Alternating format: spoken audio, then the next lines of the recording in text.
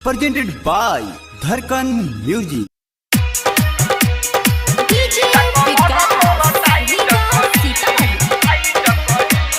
ससुरा में जइबे जब फाइट करी ढीला कमर तोरा टाइट करी। ससुरा में जइबे जब फाइट करी ढीला कमर तोरे टाइट करी। अरे कहके बोला के बेटा बसुता के दीवाटी रोजे नाइट करी। ससुरा में जइबे जब फाइट करी ढीला कमर तोरे टाइट करी। ससुरा में जइबे जब फाइट करी ढीला कमर तोरा टाइट करी।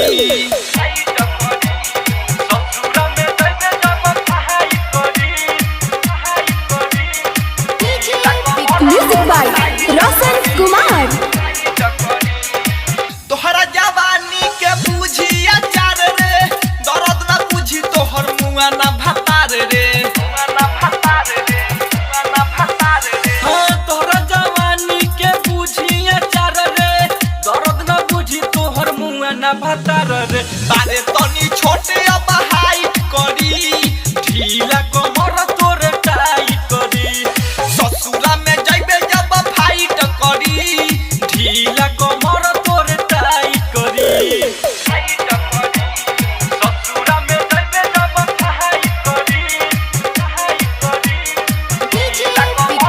माँ गायत्री रिकॉर्डिंग स्टूडियो राजा परसोनी।